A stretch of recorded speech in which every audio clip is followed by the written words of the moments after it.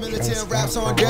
Whole never white boy try to kill me. Whole lot of melanin black don't crack and I'm in my bag. Am I bad? I'm unapologetically forever pro black. No Nazi gonna stop this bag. Infrared beam, Confederate flag. I ain't with the rhetoric, the president we on. Forever with my niggas in the level that we on. Can I make your fingers straight? Bill Cartwright. I'm with it. I like it. Yeah. Josh Norman. Nah. Them only 24s I know. Huh? Them only 24s I know. I don't know no other 24s. I like the Bill Cartwright though. That was dope. Yeah, that was a good one. I had to give you that one. That's what's my man name? Laurie ain't 24. Is he? Mark? Yeah. He is 24. Right. Laurie, young Jedi. He ain't good enough to get a. Hey, he got my 24. To get an episode, man. Hey man, he did his thing this year. My expectations. He was like sixth in the voting for Rookie of the Year. Hey, opening up, I guarantee you, he wasn't sixth. I'd be surprised if they had him top 10. What? To finish as What, one a of the season? top rookies. Well, we also have to think Fultz and all them people wasn't playing either, so. Who was all them people? All them people. That's what I'm saying. Who? Fox Besides kept folks. getting hurt. Zoe kept getting hurt. He shouldn't be no lower than 5 for Rookie of the Year. Who? Laurie. I'm with you. Because you got, in no order, Kuzma. 5 is low, man. Kuzma, Donovan, Ben. He's Tatum. probably Tatum, and he's probably 5. He's over Zoe. I agree. He's over Zoe. He played a more complete, consistent game. I mean, but coming in, people thought that Monk was gonna be better than him. I did. Jackson. Yeah. He did good, man. He carved out a nice little spot. He only gonna get better, hopefully. Fingers crossed. Right, say hopefully. Yeah. When is the lottery this week? Tomorrow. Tuesday. Yes, sir. I'm praying for the Bulls to get like a top 3, man. Watch it happen. I hope.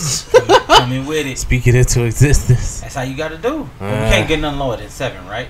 6. 6? Okay. Cash We'll out, see. KD. We'll see.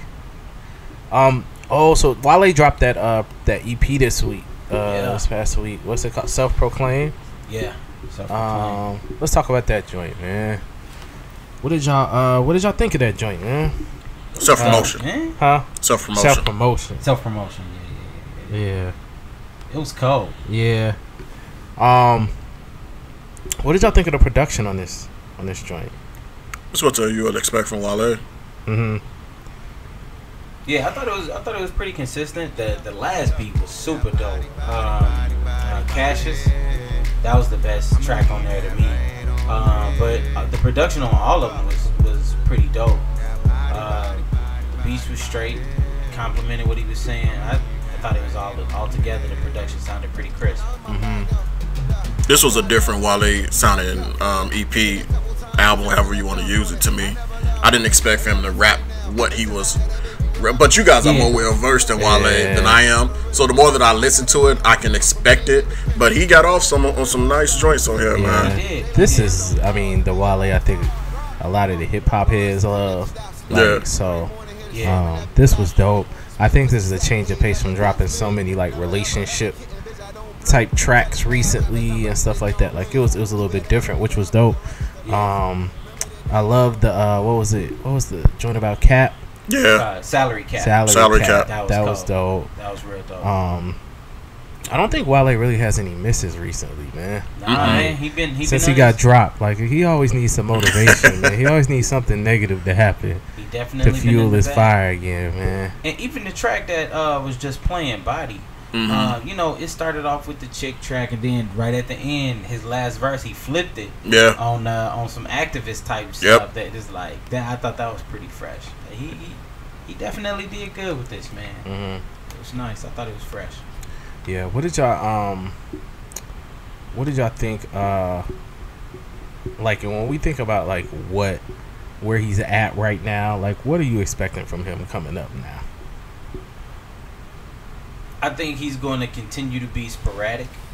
He's gonna just. I think he's gonna just continue to move to the beat of his own drum. I agree. So I don't think he's going to look for a major, But if somebody says, "Hey, Wale, here's an opportunity," I think he'll jump at it. If the deal is right, he's not just gonna jump and J down for anything. But I think if he got offered another major and it was what he's looking for, I think he'll end up taking. Do you think he need major backing? Hell no. I don't think so either. I don't. No, I would prefer that he doesn't. I was gonna say. I mean, I think that like at this stage and like where hip hop is at now, if you use the label to get a little buzz, it's ultimately just to get out your deal. You know what I'm saying? So I probably would only sign if I was forced to sign a deal and I was a financial situation where I needed to sign a deal. I probably would sign like a 1 or 2 album deal. You know, and I wouldn't sign no 360. Nobody should. No, and I wouldn't. You know, I would just make sure that I killed them first 2 albums because that's gonna carry me when I'm independent. Yeah. And people ain't taking all them cuts out my checks, man. Like I can just put stuff online or go about it by tours and things like that. Like they're not touching my bread, you know. So I really hope he doesn't go back looking for a major. That he just puts out this type of music all the time, you know. I think you get more of a free and open artist. He sounds like he's free. Creative. He sounds free. Yeah. And that's what I'm saying. He doesn't need to, but I can see him doing it. But like I said, he moving to the beat of his own drum. I think he need to just continue to stay in this lane because I think he only going to continue to make good projects. Although I thought he made good projects under the labels when he was under a major. I still firmly believe that Wale has no misses. I don't think he's missed on any project that he's dropped. Wale doesn't have a bad album. Yeah, that's what I'm saying. He might have some things that didn't sell as well. Shine didn't sell as well. Gifted didn't sell as well. But all of those projects, at the very least, are solid. Shine is the worst album in his catalog to me, and it's not a bad album. Exactly. I'm with you on that. Yeah. I mean, but man, attention deficit on. Yeah. He classic. He just got dope projects. Yeah. Even the mixtapes is dope. Yeah. So I mean, Mixtape About Nothing. More About Nothing is probably his best project ever. Well, that or the album About Nothing. Might be my favorite project that he has. But Mixtape About Nothing is up there too. It is. Those will probably be like in the top 3 for me. You put me on what was it? I want to say Groundhog's Day, but that's just the album, right? I mean, not the album. That's just the single. That was just a single. What was on that though? Groundhog Day was just a response to that Cole. Yeah. Oh, right. Cole, False Prophets. I can't remember what the mixtape was. You put me on. Because the only thing I knew was I just like Pretty Girls. And B was like, yo, you gotta listen to this joint. So I'm like, man, I don't want to hear no Nike Boots. I'm like, Pretty Girls is dope to me. But then once I went back and listened to it, and he told me to check out the Seinfeld joint. I'm like, okay, this dude is more than, hey girl, lay down in these flowers and feel me as I caress your chest with this, you know. But like whenever people get into that about Wale, like the funniest thing about this, name a Wale love song. There's not one that exists. No, it's not, because Flower Bomb wasn't even that. Every Wale like ballad is a grimy track. Like go back and listen. Flower Bomb. What else? Love Hate Thing. Bad. Like all the joints that girls be singing. Like he just ripping them apart in every single track. Like what was the DNA? Yeah. What was the joint with Ross in there? With the old Mayfield sample. Dun, dun, dun, oh my goodness. It's called That Way. Yeah. That Way was a pretty much I'm be in and out of town so quick. That was my joy. Yeah, bro. Like he killed that. Don't be counting on me. Because I'm just in and out. For real. Like, well, lay that dude, man. He don't get enough. He don't get enough credit for what he's done and what he got. Yeah. But I don't know. I think like one of the things with Wale that whenever you're so passionate about your own stuff, you know, a lot of people love to hate you. You know what I'm saying? Because you come off as very arrogant or cocky or like he had a bar one time where he said, I ain't cocky, I'm just proud of me. So why niggas acting like I ain't allowed to be? Like I totally understand. Like you can't be proud of where you came from, because niggas they don't like that. Like they want you to like live in their misery too. You know what I'm saying? Like and not be proud of what you've accomplished. So they have the same problems with like Wale up until this racial stuff Kanye has had. You know what I'm saying? Like when you know that you're extremely talented and you know and you express that or you're passionate about what you do, you come off as like arrogant or a-hole or whatever. Nobody is messing with you, but like you have to look at what's making them angry, what's making them upset is they're so passionate about what they're putting out, you know, into the world, and y'all calling it trash, or y'all don't like it because, you know, oh, I feel like I can only like Cole right now or whatever. Like you can, you know what I'm saying, like you can really sit down and I can't think of a Wale Cole track like where both of them are on the track that Wale did not, where Cole killed Wale. Wale has killed Cole, I think. And we sat down and we had that test. Because then y'all argue with me and yell at me and everything. I'm like, please give me. Maybe you didn't. No, I couldn't tell you one from another. Because you know I didn't listen to Wale. I didn't listen to it. You was there. Yeah, I was there. You was there, but I can't remember who was so angry. Like, you know, but I can't think of a track that Cole got Wale on. And if you could think of one, I could pick it apart and tell you why he ain't get it. We went through like 7 or 10. Every track that they own together. Like, Beautiful Bliss is the only one that I feel like is debatable. Yeah, and that was on Cole had a great one verse, but Wale had two great verses. Two great verses that were slapped on. Yeah. Oh man. Yeah. Like especially when he got to the last few bars when he was like what he said when he started breaking down the shift keys. The capitalization. I placed it because shifting keys will get your capital raised up. Yeah, he killed like so I don't he, like you were saying earlier, he never gets his just due. Like Wale is one of the better lyricists of our generation. I agree with and I think he's one of the best song makers of our generation, but he knows he doesn't want to make one type of music. Yeah, you know? I agree. And because he's versatile, like that's don't put him in a box. No, exactly. As soon as you do, he gonna go the opposite direction. Yeah. Like you always have to think like cats like this and stuff, like not to say that they relate like or that they're that close, but I always think of like when people view people's music like this, I always think about like how Andre 3000 and stuff was like in the 90s. Like you remember how many niggas like used to be talking about Andre's weird and all like that, and he be wearing kilts and stuff like, and now every nigga talking about how Andre's one of the GOATs. Like the same niggas is talking about he's one of the GOATs. They ain't appreciated why they in the moment. Exactly. Like, you know what I'm saying? But down the line, you go back and acknowledge it. I don't understand why does it take for people to sit back and analyze and realize how dope he is? I mean, I guess. Hey, so sometimes it take a long time for the cats to evolve, man. It's just the outside the norm. You might be right. It's outside. What's outside the norm? They finally caught up with them. Like, because I can remember like being like 10, 11 years old and spitting Andre verses all the way through. Like I thought Big Boy was cool. But Andre verses were just so dope to me, and I did not like the way the nigga dressed. Yeah. But I was like, this nigga verses be so Big Boy, dope, another man. one that don't get his props. He doesn't either. Yeah, he doesn't either. Because all these cats that's rapping now, you can say that he kind of gave them their styles. Even Kendrick, if you listen to it. Some of them. Yeah. I think in pockets. Like, that's one of the easiest flows to steal is like that Big Boy flow. Yeah. Because, like, you know, it's not too fast, it's not too slow. And the other thing with Big Boy is he could always speed it up and slow it down and throw his southern twang on certain stuff and, you know, make sure that his delivery was dope in certain areas. He always made it sound good. Yeah, he always did. Like, that's one of them situations, like, if Big Boy would have came out by himself, I think he probably would have had more accolades and stuff. But when you got a dude in the same group with you, just every verse is murder. You know what I'm saying? And you murdered a verse, but he comes in and totally makes you feel like you wasn't there. You know, I always feel bad for cats in groups like that, man. Like no matter how hard you go, this cat just so dope. You inspired him more by going hard. But you know it should propel you though, and that's why that dynamic works. That's why it works. Yeah.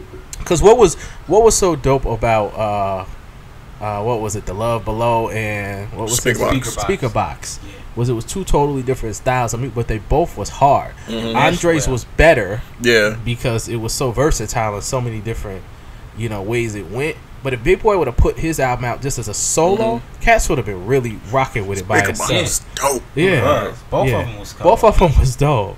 But I always gravitated to the Love Below because of the versatility. Yeah, you know what I'm saying. And then you still got like that story of Andre Benjamin at the end where he just rip for like 6 minutes. just to make sure telling a story. Yeah, but still ripping, and the flow is just letting impeccable. you know, like, look, I still got it. Yeah, I still do this. Definitely still got it. So, yeah. Oh, speaking of Andre, we won't even mild sauce this Wale. I think we just all go just agree that it's dope. It's another short EP. Yeah, another dope EP for sure. Definitely another respectable joint. I'm just ready for the 11-track Wale mixtape or album. Come with it. With his frustration. Those are my favorite projects. Like, you'll see More About Nothing.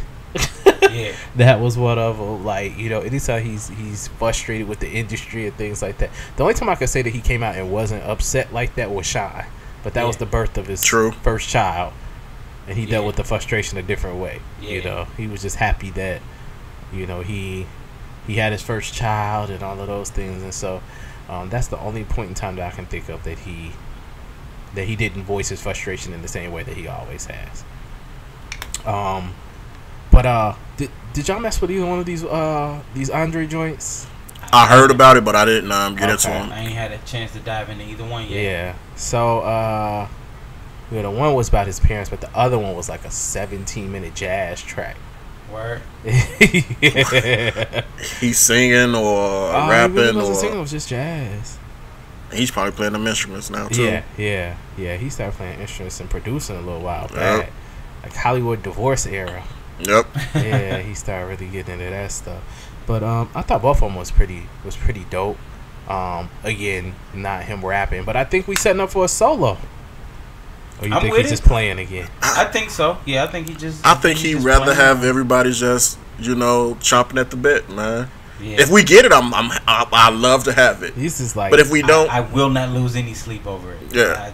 Just like with what we were talking about with Electronica. Yeah. If it ever drop, it drop. If it, I've been down this road.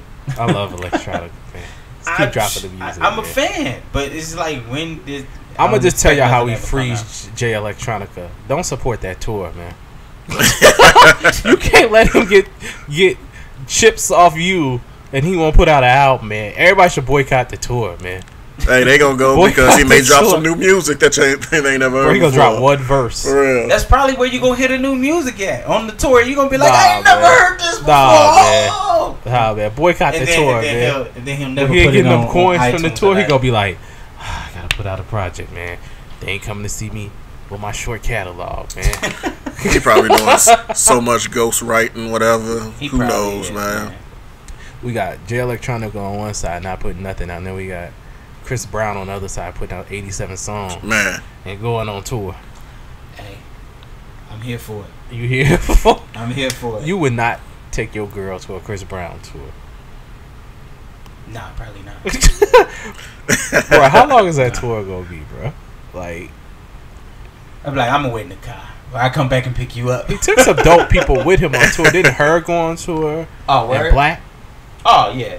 Well, then I'll probably leave after they sets, man. I'll watch the opening acts and leave, man. He moving too much, man. Chris Brown got hits, though, man. He do got hits. He got a long catalog of hits. Chris Brown is super dope. Even from young boy Chris Brown, he got joints. He is, but do you want to hear like this? Not this last album was dope, but do you want to hear this in a concert setting? No. Not the last album. Why you hearing Yo and Run It and everything that you getting? And that's what you go to the concert for, though, to hear Yo Run It for 40 tracks. Like, I'm not going. I don't know. He's a hell of a performer, though. So yeah. I think that'll probably. I'll stick around for a Chris Brown show. I think I'm leaving after. Well, I'll just catch her and them on the. Because you can always catch her at like them intimate spots. House of Blues. What was she at the last time? It was like in South Loop. What's that spot by the Harrows? Mm-hmm. In the South Loop. On Wabash? I think it is. That's Buddy Guys. No. Man, it's super like. It's super small. You know what talking about on Halsted. Oh my goodness. The name of it, man. Oh my goodness. Not the Promontory. Oh my goodness. No, that's like I see it too. I see the mural on the side of the building. About, right? Yeah. I can't think of the name. It's right off Halsted. I got somebody will remember it for me, but I know she played there recently. And she never let you see her face. Like so. Word? Yeah. So but the tickets was only like $18 or something. Man. Right up my alley. Right. That's why I be like, when people ain't blow yet, I be so geeked to go see them. And then when they blow, I be like, I'm not going to your show, man. Daniel Caesar was running around like that. Not Daniel Caesar tickets like selling out in 5 minutes and stuff, man. Like, so that's what a dope project could do for you. Right, like $160 tickets for the house. Funky Buddha. Is it Funky Buddha Lounge. Yeah, that's off Austin. Okay. I'll think of it. It's not Funky. It wasn't Funky Buddha. No, I'll know it when it'll come to. That's gonna bother me, man. It's gonna bother. I'll figure it out. I'll figure it out. I ride by there all the time. I just can't remember the name of it, but it'll come to me.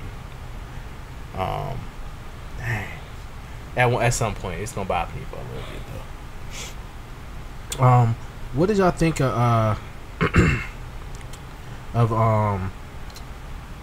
did y'all hear about the show with Joe, Diddy, and Revolt finally dropped? I read it this morning that they signed the contract to for Joe to do an undisclosed Joe Budden. About Joe Budden, yeah, executive produced show. But it's just him. So is this the talk show? Yeah, I'm thinking so. So it's gonna be on Revolt, which most things that have come out on Revolt are dope. If you can catch them. Yeah, I don't like when they be cutting up Drink Champs, man. I'd rather just watch that 4-hour joints, man. Yeah. Like, I can go out of town while watching Drink Champs, man, and make it to my destination before it's over. But I thought, I'm glad I didn't know what happened because we ain't heard nothing about it since New Year's. Right. Remember, he was like, and now he be always claiming he broke, get stuff like when you listen to him, or I ain't made no money. Of course he not, but I ain't made no money since Everyday Struggle and all this other stuff, you know. But people still checking for Everyday Struggle. What's going on with that? So Academics said like last week. Remember that they did what's his name, Star, but then they got rid of Star and they brought somebody. I didn't even know. They got rid of Star and brought somebody else in there. And they was trash too. I can't remember who it was. And so they pretty much just kind of axed the whole thing until they can figure out like chemistry wise what to do. Academics was like talking on what's that joint, Twitch was talking about it, talking about he pretty much he got his lawyer, he gonna get the bat. You can, because like there's not many people as knowledgeable as Joe, as passionate as Joe, and ain't nobody checking for act. Ain't nobody checking for Academics. Man, but them little kids. Yeah, I was about to say the mumble rap culture checks for act. You're the only one speaks on their behalf, man. Like who speaks for absolutely nothing. Cause they don't bring anything to the table. But right about that. But I'm excited that we finally gonna get Joe on a consistent basis again, outside of Budden podcast. Yeah. Like I think he needs multiple avenues. Did you watch the pull up? Not yet. I've seen a couple clips, but I haven't watched them all. It's in, like, short, in depth. you know. For a Joe joint, it's short. It's like 30 minutes or less most of the time. But it's always got dope cats on it. You know what I'm saying? Like Arian Foster was on it. His he got project was okay. Yeah. Did y'all like it? I haven't heard it. It's decent. I heard him. I heard him. Oh, what was he on? I think it was the Breakfast Club. It might have been Hot 97 on the Breakfast Club. And I just heard a snippet of it. But I ain't like sat down and listened to it. It's straight. Yeah. Better than most. It was cool. I mean, you can tell some thought was put into it. Would you take, since you listened to it, Arian Foster or Dame Dollar, man?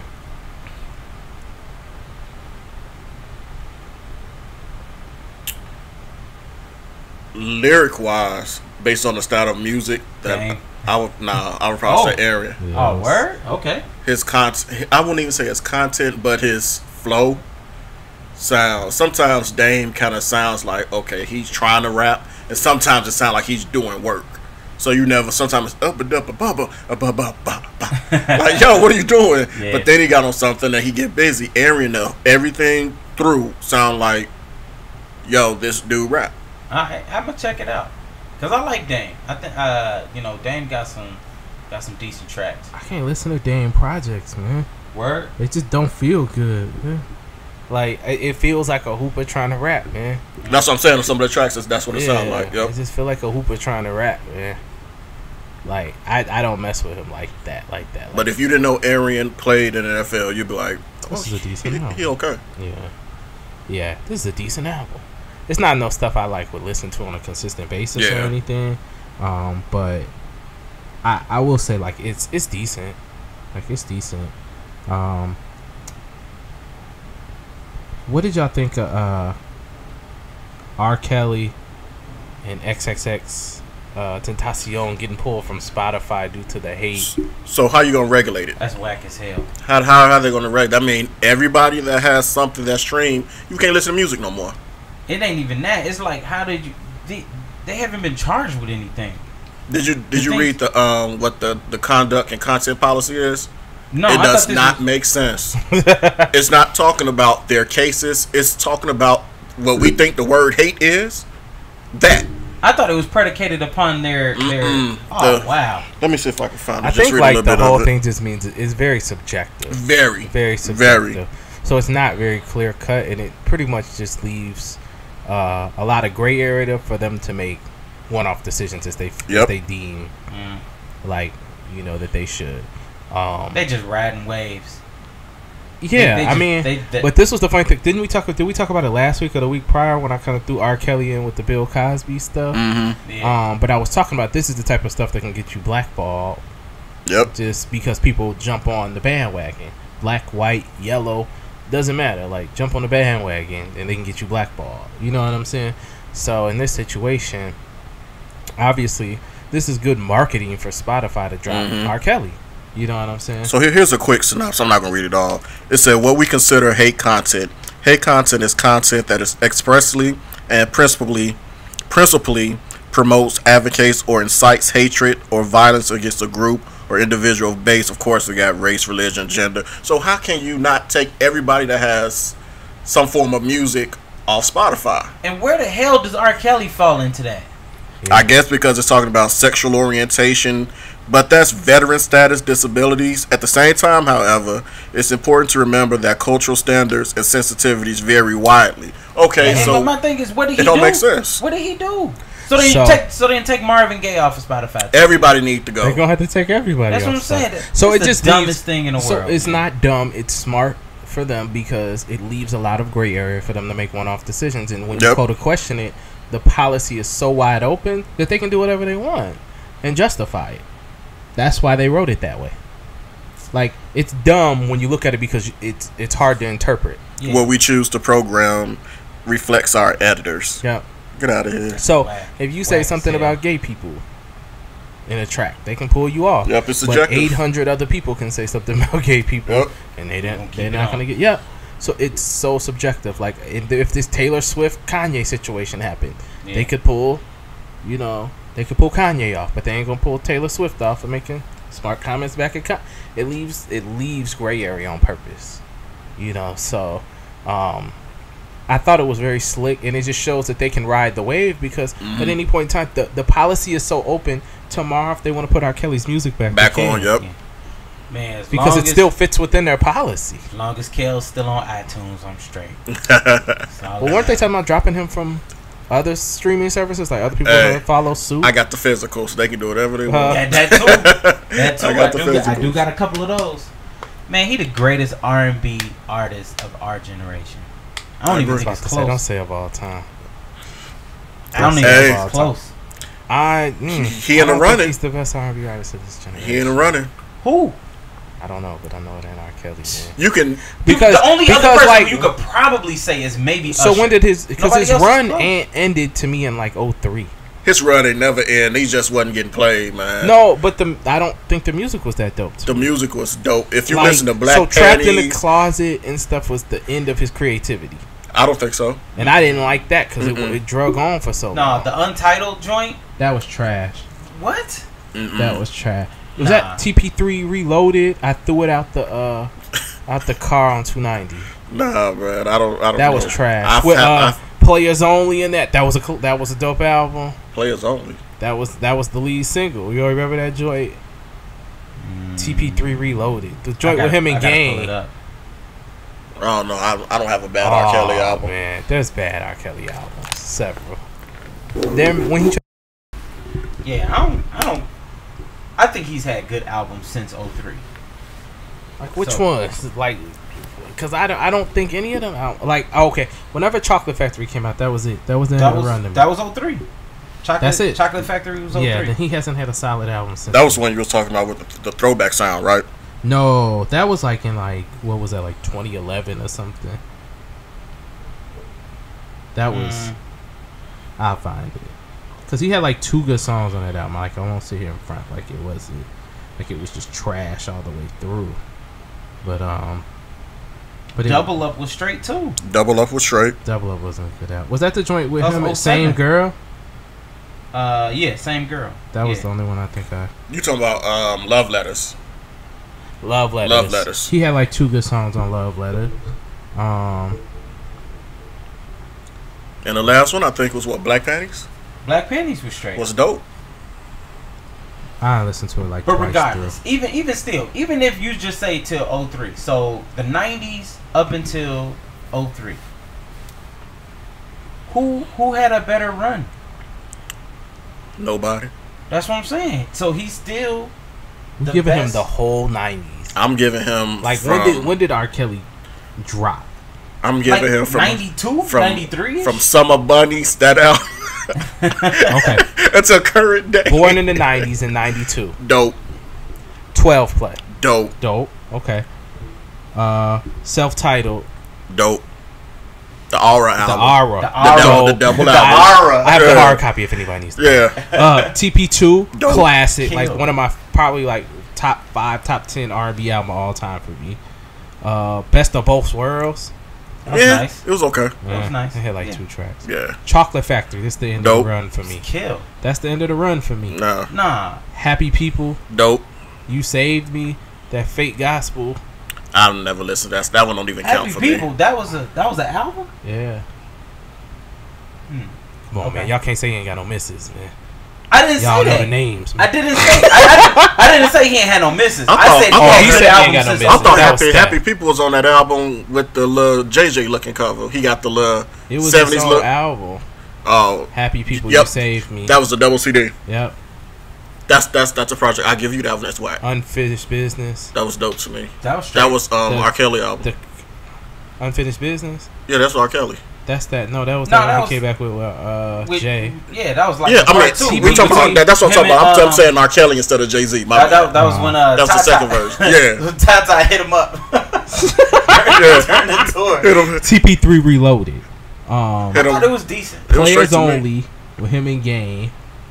Happy Summertime. Sex in the Kitchen. Sex in the Kitchen. Put my T-shirt on. Dope. Remote Control. Yep. Kicking it with your girlfriend. Okay. That was cold. Yeah, that's what I'm saying. I'm not. So the funniest thing is y'all always act like I'm hating. Do I ever be like, no that was trash? If I feel like it's dope, I will rescind. Right. I will always All I'm rescind. saying is he had the only thing that we disagreed on was he Kicking had it with your hits after girlfriend was 03. dope. No, I was saying dope albums. Right, that's what I'm saying. This was after 03. Hitting it in the morning, hitting it to the morning with him and Twista. Do or Die. Yeah. Girls Go Crazy with him and Birdman. That was trash. You need to drive back on 290 and see if that Burn album's it up. still out there. Pick And it then remember he threw like Pick it up. chapters 1 through 5 of Trapped in a Closet at the end of that I was album. never a huge fan of Trapped in the Closet. So that's why I said I didn't feel like, okay, I'll give him a that was a lukewarm. Maybe it wasn't complete trash. Double Up. Double Up was dope. Double Up was straight. I like Double The Up. Champ, no. Nah. Double Up with him and Snoop was trash. The Champ. What's that? Trying to Get a Number. That was the joint with him and Swiss. He going through the track. I'm just going through the track list Oh. of these joints. Okay. This the one where he had all them features and it was trash. Trying to Get a Number with him and Nelly. Get Dirty with Chameleonaire. Leave Your Name. Freaky in the Club. The Zoo. Okay, I gotta give him this one. I'm a Flirt. That was cold. Yeah, man. Same Girl. That was cold. Real Talk wasn't good. Hook It Up wasn't good. Rockstar with Ludacris and Kid Rock That was was trash. What? That was straight. Best Friend with Rockstar was Keisha and cold. Polo the Don was cool. And then everything else on here. Sex Planet, Sweet Tooth, Having a Baby. Having a Baby was okay. Rolling. Sex Planet was cold. I don't give him that project. I don't give him that project. Man. I think it was 3 good tracks on there. Untitled. This is the one you advocating for. Yeah, Untitled was a dope album. It Crazy wasn't Night, okay. It was a Exit, dope album. Echo. Echo was cool. Mm-hmm. Banging the headboard, that was cool. Golo, whole lot of kisses, like I do. Number the one, you ain't gotta sing it though. I love the DJ. Hey, No, I'll let you live though. I'm gonna say that. It had 2 tracks. That's not a good Yeah. album. What? That wasn't a good album. No. Then after that, that's when he went into his retro mode. The Love Write Letter Me Back was cool. There was a few songs on Love Letter. Straight. It wasn't a long album, which is also, it didn't give me a lot of trash. The Buffet, that was a great album. Buffet was straight. The Buffet. That was before Black Panties, I think. The Buffet. Not the Buffet, The Buffet. fellow. Black Panties. Black Panties was straight. It was okay. It Black was Panties okay. was straight. So ain't nobody beating that. That's what, 12 albums close to it? No, I'm not giving him 12. I told you, I give him everything up to 03. I don't give him a good album. What's in his catalog? How many albums he got? About 12 albums? We just went through them all. At least 10 of them was fire. 4, 5, 6, 7, 8, 9. I'd probably say 10, about 11, 12, 7, 13, 14, probably got 15, 7 16, nice albums. 17. 7 out of 17. No, he ain't got 7 of us. No. What I'm saying is 7 albums that's just like certified dope. Okay. It's 7. It's no. Gotcha. It's I'm no taking debate. the 7. And then it's other ones that's So good less and than some half that's of his just work is dope. No. Okay, so what I'm saying is there are some albums that's good. There's some that's okay or decent, and then you got like just certified dope is no debating. Okay. But So they all play. So when I say dope, I'm talking about So okay. we're giving He got 7 lukewarm, classics. great, or good. No, I'm saying he got 7 albums. You got, first of all, who else? Remember the whole. I'm just argument. asking to make sure I understand. So because we got to look at the amount of albums you put out. So you have 7 dope albums, and you were saying that lukewarm or decent, we categorize that as like greatest of all our era. Yeah. Nobody else has a better discography. Who else will we consider in our era? Tyrese, Yeah. Usher, Oh, no. Chris Brown, Usher. Neo. I think Usher had a better career. No, he didn't. He didn't put out No, 77 albums. Because he couldn't. Why he couldn't? Because if he could have, he would have. Yeah. Usher could put out. Oh, you have to wait till Usher's way them more writers was successful available. album-wise than Kells, if we really want to like get down to it. Sales-wise, all of that. If we He found ain't a got more number, sales. He ain't got better I don't sales think he than got Kells. more sales than Kells. He has one. He got one diamond album. I don't know. He got one diamond album. I don't know. Which was Confessions. I don't know. Confessions was amazing. But you talking about album sales? No, I don't think he bodied. Nobody's messing with Kells We'll in have our to do era. the math and come back. Yeah, he ain't bodying I'll bring Kells that on back. that. I'll bring that back next week, man. First of all, he had 17 albums. Don't let the Chicago just like overwhelm you. No, not. it's the talent. Like best of our generation. Yeah. Nobody's better in our generation. Nobody. I agree. I know you agree.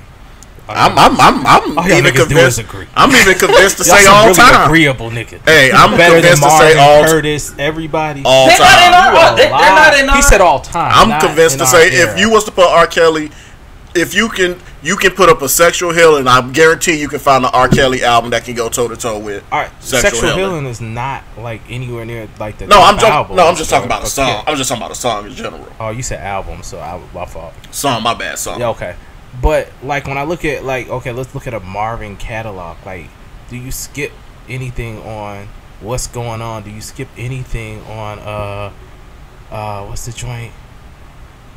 Like it's like 3 or 4 albums. No, you don't skip him because he got dope. Hear My Love is dope from Marvin. Hear My Dear. Trouble Man was dope. No, that's What's Going On. What's Going On is dope. The joints with Tammy is dope. The solo. But R. Kelly, you can't front on that man. I can't think of Marvin misses though. Like it's just like the Jordan LeBron debate. If you 3 out of 7, 3 out of 8 or something, like I can't consider you the GOAT, man. You 7 out of 17. I can't consider you the GOAT, man. I don't think he's 7 out of Like 17, man. Let me look at this I can man. think about what y'all talking about for this era. Because I really have to think about it. I haven't really sat and because you was naming singles, man. We got to name these albums, I'm man. thinking about what? I'm naming single what? No, we was naming R. Kelly singles. No, man. I went through every song on albums that were debatable. So 93. said- No, let's go head up. 93, 12 play. Dope. we already did this. Certified. Why are you doing R. Kelly, 95. We did dope. this already. That's Certified 2. classic. Didn't we do this? The double album, Dope. That's R. TP2. Dope. That's 4 right there. Yeah. Chocolate Factory. That's 5. We said Happy slows. People was. We giving them that. TP3 was dope. No, it wasn't. That was dope. The whole middle of the album was That's garbage. 6. Double Up. That's 7. No. Untitled. Double that's Up is 8. not 7. Love Untitled Letter. is 8. That's 9. Come on, y'all man. some weak niggas, like at heart. Come nigga. on, man. I really believe that. Y'all niggas will take 2 or 3 tracks. Okay, when we sit here and talk about albums as a whole, and y'all niggas can find 2 or 3 misses on somebody else's album, and it's a 3. Right? It'll be a 3. And y'all niggas want to give this nigga classics for half an album. We didn't say classics. No, you count them as classics. Yeah, no. Dope. So what does dope mean? Dope is a good album. 4.5 or above. It's a good album. If it's a classic, I would name it as a classic. Huh? If it was a classic, dope to me. What's a classic out of R. Kelly's catalog? To me, a classic out of R. Kelly's catalog would be 12 Play. That's classic. All of them. Name them. Name all of the classics. The classics. 12 Play, and not the lukewarm stuff. 12 Play, R, the double album. Okay. TP2. Born in the 90s. Born in the 90s. Born in the 90s. That's what? 4. Chocolate Factory. Chocolate Factory. And the run ends there as far as total classic. Yes. Now we go to dope. To me, dope is 3 and above. 3 and away.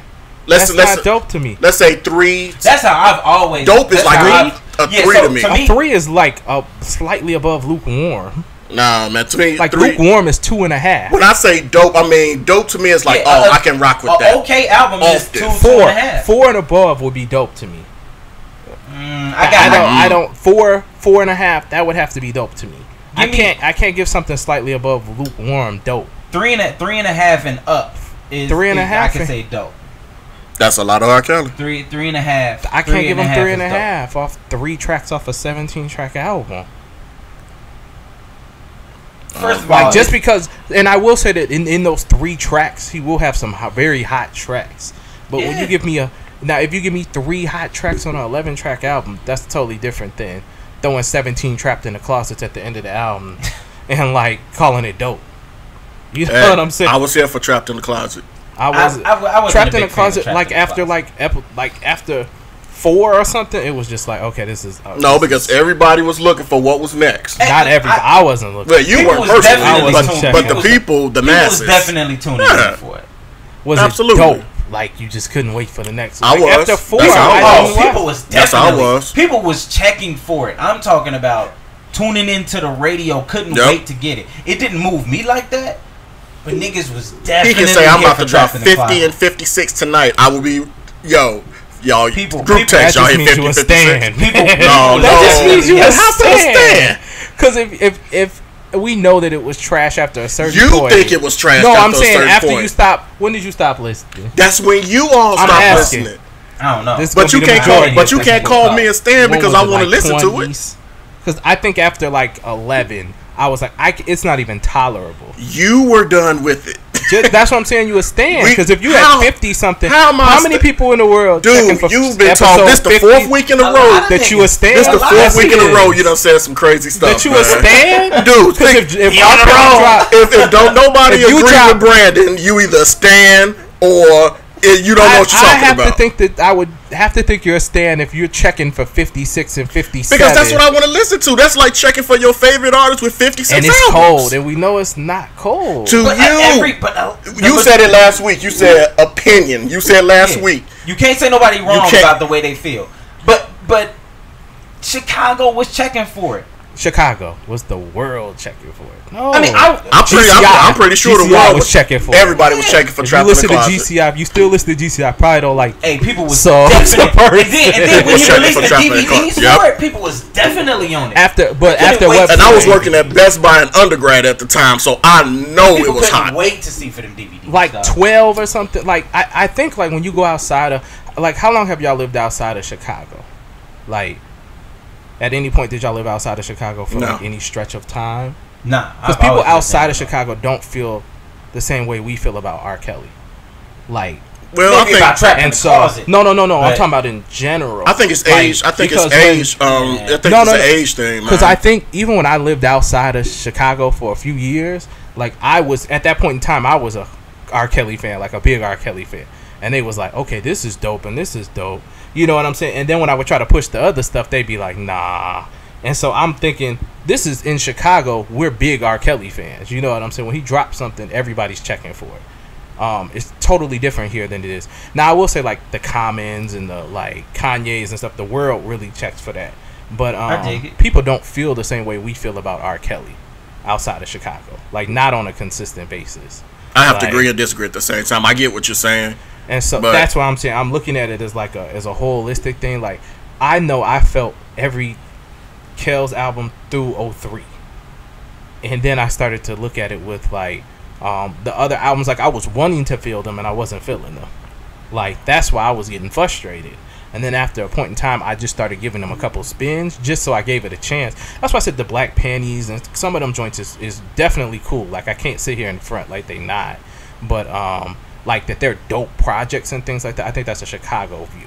Like, I think that's how we view it in Chicago, but I don't think the world views them as dope projects. Well, I'm talking for myself. I wasn't talking for Chicago. I mean, I can only speak for myself when it comes to the opinion of these albums, because I give them 5. I give him 5, and I'll give him like 2 of the joints y'all gave him is dope. So I agree with 7. So he only got 7 good albums. Yes. In your opinion. Yes. You said 7, and then when I really thought about it, I agree with the 7. No. I said he had 7 classics. Well, I think he has 5 classics and 2 really good albums out that aren't classic. Well, them first 5 albums guaranteed. I don't think those anybody are can classics. dispute them. Yeah. Those are classics. I don't think those are disputable.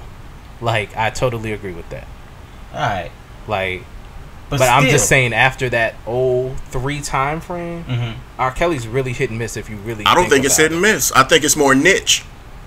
Just like people that still go to concerts to see the Whispers. That's the niche. Yeah. You know what I'm saying? Not everybody checking for Nas after what? Hip hop is dead, probably. When you know? When you like it, you like it. That's what it is.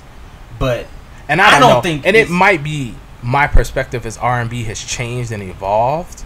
That like he hasn't changed and evolved. You know what I'm saying? No, I'm saying that this might be my perspective. That might be why my perspective is different than you guys' perspective is. As R&B has changed and evolved, I've really been with the changing and evolving of R&B. And then I kind of went through a period where like there was like 3 or 4 years where I really wasn't messing with R&B like that. And then I kind of came back.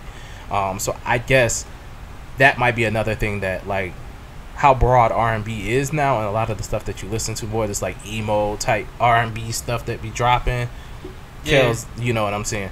Like, in the musicality of that stuff and the subject matter and those things, it's a totally different sound. Like, when I think about like a SZA R&B versus a Kel's Black Panties R&B, it moves me in 2 totally different ways. You know what I'm saying? Like, I can say, okay, this is a cool album from, Black Panties, but I think the other thing is, and it gets like this for a lot of artists with me, is over time they run out of subject matter, like, and stories and things like that, and I get bored. Well, it's when it's R&B, you, for the most part, it's all centered around love anyway, relationships, breakup, being together, being apart. For the most part, your subject matter is going to be singular anyway. Not saying that you can't delve off into different things, because there's a bunch of different artists who are R&B artists who found a way to do that. Marvin, for instance, or Stevie. I mean, you can make different I ain't gonna say different genres, but you can subgenres. Right. You can delve off into delve off into a different space when it comes to R&B. But for the most part, you in that lane, and that's where you at. But I guess I kind of feel like, so Trey Songz has followed the Kel's blueprint. He tried to. He tried to follow the Kel's blueprint. He didn't do it as effectively. Nah. But for probably like the first 5 projects, Trey was dope, right? And it's to me, dope. I'm not a Trey Songz fan. Never was, because I don't like that stuff. So I can't roll with that. See, I can't ride with it. So I've never been a Trey Songz. He's had singles that's been dope, but it's never been an album I'm running to go listen to like I would someone else. Yeah, but I guess like the versatility of like the Maxwells and people like that kind of has stood more of the test of time for me. You know what I'm saying? Maxwell got what, 4 or 5 albums? How many of those are classic? Most of them. I can't think. No, I can't. Because when I he can't went give to you that. what was that? Black Summer's Night. That's a classic to me. Like even when his style changed, it was that. What was the joint with the fro? Let's all have the fro. Huh? They all had a fro on them. I'm talking about the one with the profile shot of the fro. Now? Is that what it was called? With like Fortunate and all of that? No, that's Embryo, I think. I don't know. These joints up, man. The only classic, he has two classic albums to me. That's the first one, the one with the little shoes on the cover, and the one with him, the one Brandon referring to. I think it's Now. Now, so that's like 2 albums to me. And then what about once he changed the style up? It was cool. Retro. It was cool. Like I don't really think there's no skips in those albums for me. Yeah, I got that and Raphael Sadiq, like both of Raphael Sadiq's like later albums are super dope to me. Like might be like some of his best work. Like both of them, I feel like some of that work is better than their early work. Obviously, like nothing's probably gonna pass up like Fortunate and stuff like that. But how do we get way deep in this R&B talk like this? Man? The Spotify. Oh yeah. You gotta retrace your steps sometimes. How did we get here? Right. You can't talk about Kels, man. He's a furniture moving around. I definitely don't care about the furniture moving. Fact. Yeah, Embryo. Yeah. Let me see. Fortunate. Like that Pretty Wings era. Yeah. That's the last one he came out with. There was one after that. No, I don't think that ever dropped. It came. It was supposed to be the adverse to the Midsummer Night's Dream, something, because they all was supposed to do according to the seasons. I don't think it ever came out. He did. Remember he did the 2009 Black Summer's Night, and then he did it was like a version of it in like 2015, 2016. See, I want to check that for one that. was good too. And I have the Black Summer Night's Yeah, Dream. you have the first one, the 09 one. Yeah, there was another one that dropped. It was pretty good too. But yeah, it's not that far back, man. I know it had to be like within the last 2 to 3 years. I can't remember exactly. I'm trying to look it up. Yeah, but Kels is GOAT. GOAT. No. Kels is GOAT, man. Definitely of our generation. No. I don't even think it's debatable. No. Nobody else held it down like he did. I don't. Maybe in this generation, but not all time.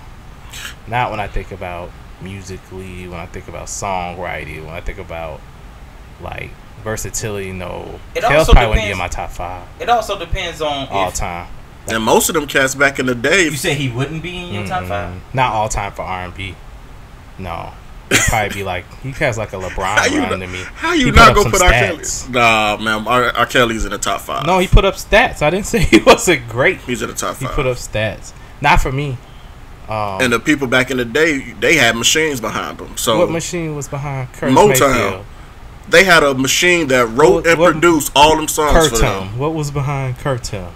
You about one person. I'm talking about the masses. I'm talking about my top 5. You never said who your top 5 were. I'm getting into that's my top 5. So it would Marvin, Curtis, Willie Hutch. Ain't nobody putting Willie Hutch in their top 5 over R. Kelly, man. But him, put him on. He will. But him over here. We also have to think about all the scores and things that Hutch and all of them wrote, and the musically they did all their own work. Right, but R. Kelly had Life soundtrack. R. Kelly, and he wrote not Life, and he wrote Maxwell joints. Fortunate is R. Kelly. I'm not. So he up in there too. We're talking about that just there. You better preach. He up in there too, man. I got him. I don't know if I have him as the greatest of all time, but he's easily not in my top without an R&B. He's on Mount Rushmore. He got to be. I'm with you on that.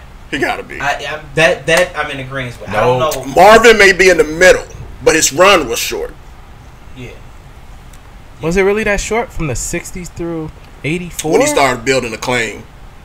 I would say when he started building Acclaim in the 60s. That was like niche. Tammy Terrell. No, era? that was niche Acclaim. When he in like the late 70s, 68, early 69, like I Want You and all them were classics. Yeah, but that's when he was building that late 30s, early 40s. So 12 Play wasn't when he was building. Well, 12 Play is what set it off, man. No, I'm saying that's not okay. So Marvin, that's what I'm saying. We can't like say, oh, that was early in your career and you was building, because R. Kelly was building early in his career. No, 92 through 96, like Aura and stuff, he was still building then. I see what you're saying. You know what I'm saying? That's what I'm saying. But R. A Kelly, classic is a classic. During that time of him even having that one or two albums, he was doing an array of stuff for other people, just like Marvin was. Okay. Just like Marvin was. But it's hard to compare those two because of the climate. And when I say the climate, I mean the exposure. Like, we knew who's writing for certain people at certain times. Yeah. Back then, we didn't really know until you kind of. Because it's all in the. I mean, it's talking. It was all stories. It was all that Motown machine. I think the story's a lot more told back in the day, like of how things went down, than it is Kells, and there's a lot of ghost writing in this era. So there is probably a lot of stuff that Kells touched that we don't know he touched. Yeah, I mean, and really, I'm more so focused on what they did for themselves. I mean, when you're talking about just a flat out legendary type talent, of course they ended up writing and producing and having credits for other people. But I'm more so focused on what we know they did. First of all, if you're going to be considered the GOAT when it comes to R&B, or even in that GOAT status, you have to have wrote your own music. So if you wasn't writing your own music, if you weren't a phenomenal writer when it comes to R&B, more than likely you're not gonna make my list. And early off, Smokey was writing for Marvin. They wouldn't let Marvin write. Well, that's before the classic. And it's what you said. It said they wouldn't let Marvin write. Not that he wasn't capable. They never tell R. Kelly he couldn't write. Who's gonna do that? Who's gonna do that? It's different. It's different when you. I'm just playing devil's advocate. First of all, I pray. I'm not gonna tell Smokey like, nah, man, I ain't gonna let you write from that shit. That's the machine. But that's the machine. But I'm thinking. I mean, obviously, that very early Otis machine, had to write the first albums of Marvin Gaye that aren't critically acclaimed. Yes, Smokey wrote those. Yeah, totally agree with that. But when we start to think about critically acclaimed Marvin, that's not all Smoke Dogg. Like, that's not all Smokey.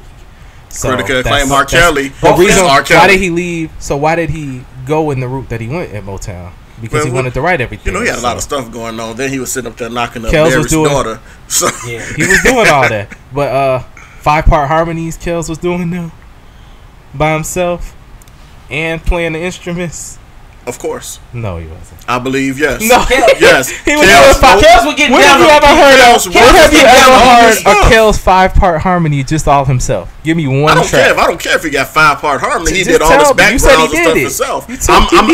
I'm in the collective of doing his own stuff. Whatever. Producing. If you don't agree with Brandon do not. No, when I ask a question, no, but I gave you an answer. You give an answer. The answer doesn't make sense, so then you try to retract your answer. So how the answer didn't make sense? You said, did he do 5-part harmony? Yes. I said, then you said, did he have it with conviction. But then I did backtrack and I said, well, I don't know. He did background vocals and whatever. But he did but it's not about what he did. Who else did 5-part harmony?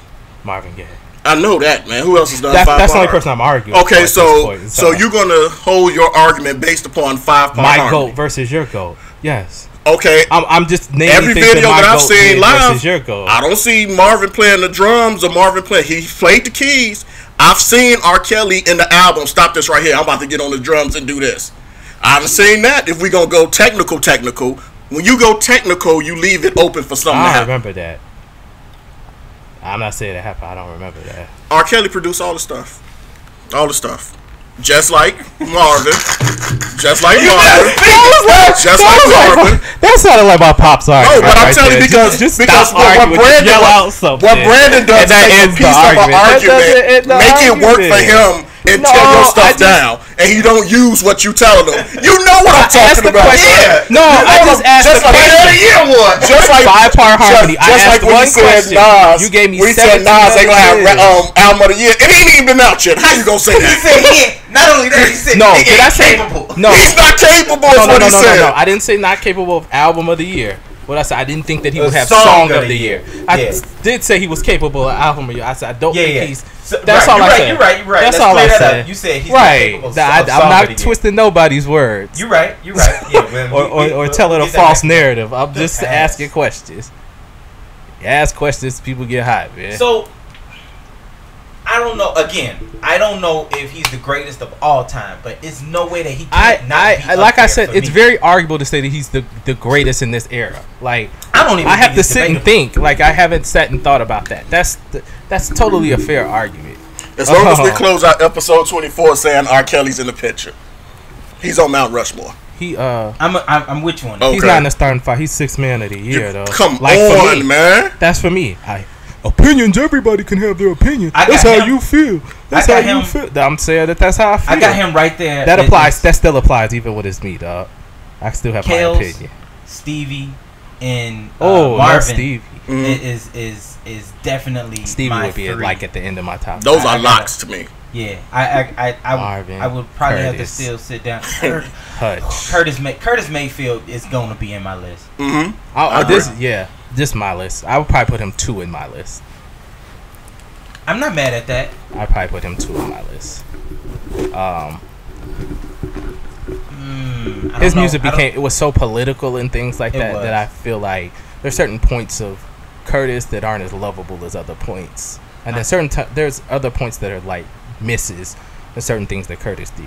So he's 2, but I probably every time I heard Curtis Mayfield, he just painted a picture for me. He always brought it together. And my father, I remember my father sitting me down and making me listen to Curtis Mayfield. Curtis was dope. Phenomenal. And Curtis Mayfield is just dropped him. It's a push up. Yeah, it was, but Curtis Mayfield definitely got to make mine. I don't know who rounds out my 5 though, but definitely Curtis, Stevie, Marvin, and Kale. There's one more there. Yeah, that's what I'm saying. I don't know who rounds out my 5. Then that's when you get into Isaac Hayes, Barry. I never got into Isaac Hayes like that. He's cool. I know the hits.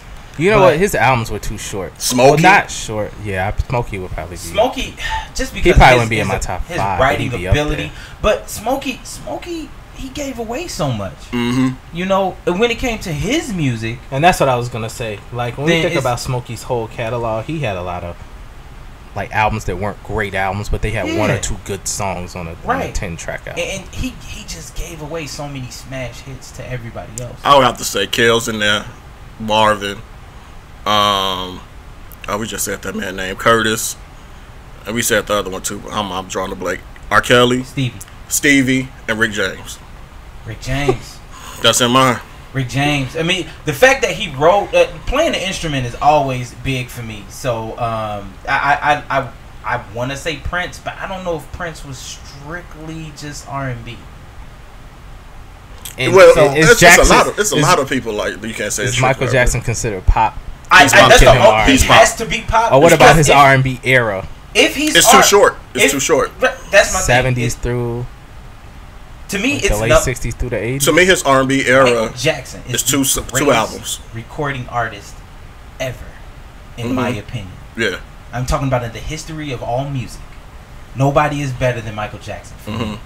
So I exclude him when we talking about just R&B cats, because if we put Mike in, it's not fair. It's a totally different discussion. You in the arts of all time era. I'm talking about Mike. Okay, all time. I feel you on that. Genre of music we talking about. Mike was untouchable. Are we considering Off the Wall and that stuff in the R&B era? Yeah, that's all I'm considering. Off the Wall and oh my goodness, are we considering like Jackson 5 stuff? Or no, does it only have to be solo? It's just Mike. Because I think Mike in that era, he'd probably be like my last one on the Mount Rushmore. No. He'd probably be my 5. I'm specifically excluding him from this because I think he just casts a big shadow over everybody else. That's just my ultimate bias when it comes to Michael Jackson, though. I think that's the Prince range. If you go Mike in that range, I would have to put Prince in that same category. Exactly, and that's the reason I'm excluding them both. Prince, he definitely had a much more broad category of R&B, but he was very pop as well. But his ability to play instruments was ridiculous. It was crazy. But I exclude both of them from the R&B. I want a majority of your catalog to be crooning the ladies in order for you to be in this R&B. Yeah. Okay, I got you. That's the only reason I exclude both of them. So I still got room for one more. I don't know who's gonna be in my 5. I think that's my 5. I think we hit mine. Yeah. I'm still gonna throw Mike Jack at the end of my 5. Gonna hit because of the eras that he hit, and when I think about his solo R&B albums before he went real pop, yeah, those were dope albums to me. So, Agreed. he will probably be at my 5. He probably won't be at the top because, like you said, that's not his best genre. Yeah. Pop is his best genre of music. So he would probably be at the end of my 5. And Kels would be like right after that. But I ain't mad at that. yeah, like I said, he may not be in my top 5, but he's not like totally excluded from the list of me just being like petty or whatever. Like I do definitely think the man dropped several classics from like 92 to 2003. Like he owned like 11 to 12 years to me, and definitely has some good projects. And if you can stay out them baby cribs, he'll still be on point. Man, and still on Spotify. As long as they don't take them off iTunes. As long as they don't take them off iTunes. Message. I'm brought good. it full circle. At least YouTube. Let them stay on YouTube. With trapped terrible, in the closet. Man. Part 78. That's terrible, man. Oh, man. That is terrible.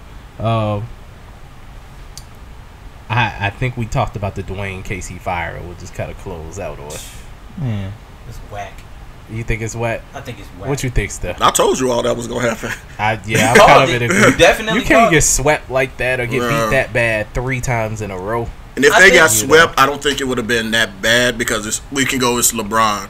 But because they got swept and he didn't play DeRozan, I think that was it. And then it's 3 years in a row. I agree. Right. Him not playing DeRozan definitely hurt. Being the number 1 seed and getting swept hurt. But at the end of the day, his players did not perform. I know you got to make adjustments, and it's about X's and O's, and you have to find a way to throw in new wrinkles. He is not escape. He cannot escape from that. But your players, you have 2 solidified all-stars here, and they did not play well. They didn't. Yeah. And if you look at their numbers, they didn't play. But I also have to look at that on the flip side. Like, we 1 game into this Eastern Conference Finals, and Boston already has a blowout win because of good coaching. Like, but I think Toronto, too. But I think that's a part of good coaching. It is. Like, because they're getting the ball in spots that they should get the ball and things like that. Like, DeRozan is obviously not break you down off the dribble, score 40. You know what I'm saying? He plays for the whistle a lot and things like that. I think that Boston, Brad Stevens knows what he has, and he plays well through it, Without a doubt. And one thing that you said from the very beginning is you said that Brad Stevens was the best coach in the NBA. I think you might have said that like before the season started. You said that.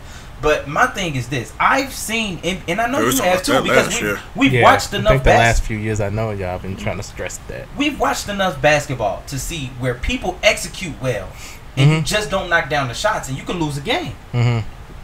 That didn't. I'm not saying that that's what happened to Toronto. I'm just saying that it's a possibility. I was gonna say, do you feel like they executed well? Because I thought that was part of the problem. The play calls were bad. The defensive, the strategy around their defensive, things that they threw at LeBron and things like that. I felt like that struggled, and I feel like in that situation, that is all coaching.